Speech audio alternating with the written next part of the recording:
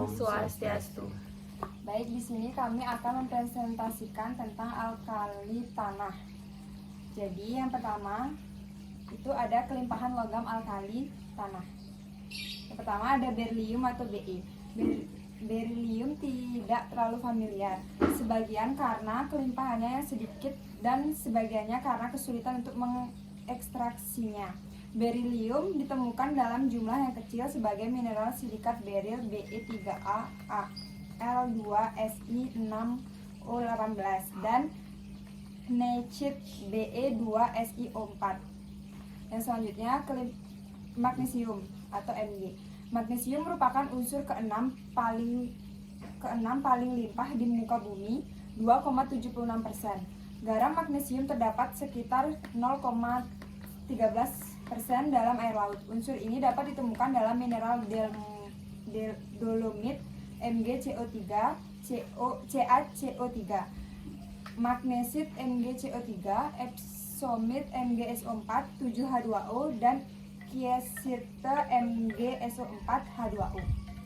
Yang selanjutnya ada kalsium atau Ca. Kalsium merupakan unsur keenam paling limpah di muka bumi, 4,66%, dan terdapat di seluruh bumi dalam mineral-mineral yang umum. Terdapat tumpukan sedimen CaCO3 yang begitu besar pada pegunungan sebagai batu kapur serta juga pada batu karang di laut. Meskipun batu kapur warna tipikal putih, namun di banyak tempat warnanya kuning, oranye, atau coklat karena mengandung sejumlah kecil besi. Ada dua bentuk kristal CaCO3 yaitu calcit dan aragonit. Calcit adalah mineral yang lebih umum, membentuk kristal rombohedral yang tak berwarna.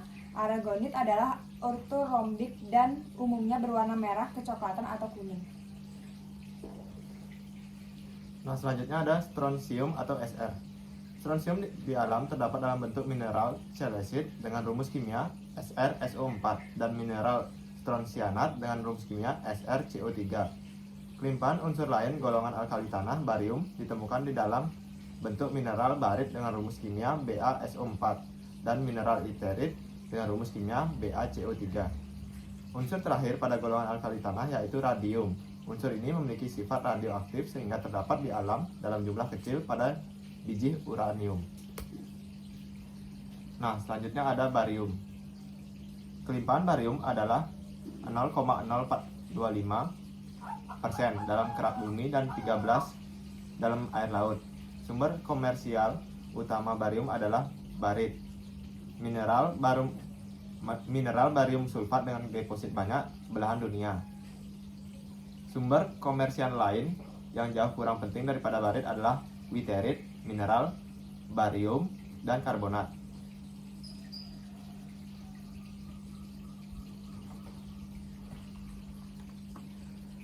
Selanjutnya ada sifat kimia logam alkali tanah. Logam alkali tanah bersifat lunak tetapi lebih keras dibandingkan logam alkali. Makin bertambah nomor atomnya, makin lunak logam tersebut. Dapat menghasilkan panas dan listrik dengan baik, mempunyai spektra emisi dengan warna nyala yang khas. Kalsium berwarna merah oranye, strontium berwarna merah tua, dan barium berwarna hijau. Oksidanya bersifat basa, bersifat reaktif tetapi kurang reaktif dibandingkan logam alkali. Makin besar nomor atomnya, makin reaktif logam tersebut. Sebagian besar senyawa alkali tanah sulit larut dalam air. Kelarutan logam alkali tanah bergantung nomor atom, ion logam, dan jenis ionnya. Senyawa sulfat, kromat, dan oksalat logam-logam alkali tanah makin sulit larut dengan bertambahnya nomor atom logam tersebut. Sebaliknya, untuk senyawa hidroksida logam alkali tanah makin mudah larut. Selanjutnya ada sifat fisika. Yang A, kekerasan logam alkali tanah berkurang dari atas ke bawah akibat kekuatan ikatan antara atom menurun karena jarak antara atom menjadi semakin panjang. Yang B, titik leleh dan titik didih logam alkali menurun dari atas ke bawah dengan sistem periodik unsur. Hal ini disebabkan oleh jari-jari atom yang bertambah panjang. Selanjutnya C, energi ionisasi kedua relatif rendah sehingga mudah membentuk kation plus 2. D, keelektronegatifan rata-rata golongan ini juga rendah karena ukuran atom dan jarak yang relatif besar antar elektron terluar dengan inti. Selanjutnya sifat fisikanya ada di sini.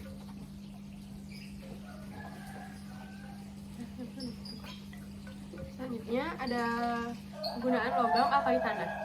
Logam alkali tanah mempunyai banyak kegunaan, yaitu paduan logam berilium dengan tembaga.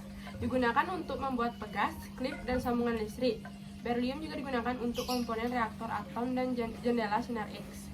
Selanjutnya, paduan logam magnesium dan aluminium. Digunakan sebagai bahan konstruksi pesawat terbang, mobil, rudal, dan ban truk. Selanjutnya, CaO digunakan dalam industri besi, baja, air minum, dan gula. CaSO4, 2H2O atau gips digunakan untuk membuat cetakan gigi dan pembalut patah tulang. Selanjutnya, kalsium karbida, CaCa2 digunakan untuk membuat gas asetilen yang dimanfaatkan pada proses dan buah. Selanjutnya, strontium digunakan untuk membuat nyala merah pada kembang api, nyala api, mercusuar, dan bahan cat. Selanjutnya ada barium, digunakan untuk memberikan nyala hijau pada kembang api, bahan cat, penyamakan kulit, dan racun tikus. Selanjutnya ada reaksi pembuatan. Logam alkali tanah bereaksi dengan oksigen. Logam alkali tanah bereaksi dengan oksigen membentuk oksida MO.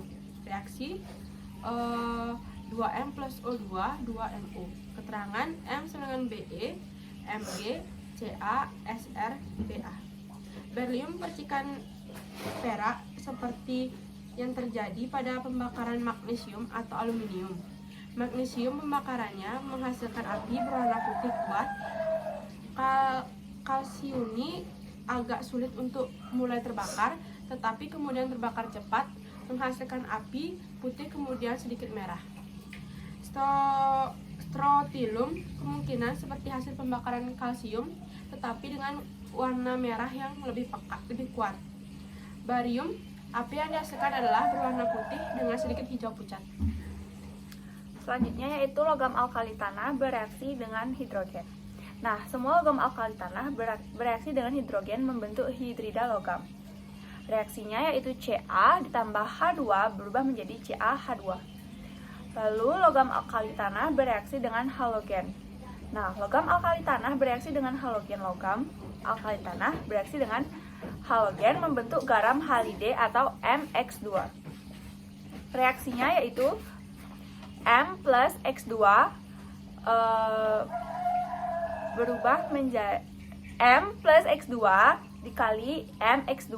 Keterangan M itu Be, Mg, Ca, Sr, dan Ba. Sedangkan X itu F, Cl, Br, dan I. Lalu ada berilium. Berilium tidak bereaksi dengan air atau uap air meskipun dalam suhu tinggi. Magnesium bereaksi dengan uap air hanya jika suhu di atas 100 Celcius, menghasilkan magnesium oksida dan hidrogen. Reaksinya yaitu Mg ditambah H2O berubah menjadi MgO plus H2, di mana magnesium tidak bereaksi dengan air dingin, tetapi bereaksi lambat dengan air panas untuk menghasilkan magnesium hidroksida dan gas hidrogen. Reaksinya yaitu Mg ditambah 2H2O berubah menjadi MgOH2 plus H2. Lalu ada kalsium, strontium, dan barium. Unsur-unsur ini dapat bereaksi dengan air dingin dengan pengadukan kuat menghasilkan logam hidroksida dan hidrogen. Reaksi yang paling hebat adalah reaksi air dengan barium. Persamaan reaksi unsur-unsur ini adalah X ditambah 2H2O berubah menjadi XOH2 plus H2. Selanjutnya, logam alkali tanah bereaksi dengan nitrogen. Reaksi ini tidak dapat terjadi jika tidak dalam kondisi ekstrim. Sebagai contoh, suatu senyawa dapat dibuat melalui suhu sangat tinggi. Persamaan reaksinya adalah 3Mg ditambah N2 berubah jadi Mg3N2. Sekian presentasi dari kelompok kami tutup dengan para mesanti. Om Santi Santi Santi Om.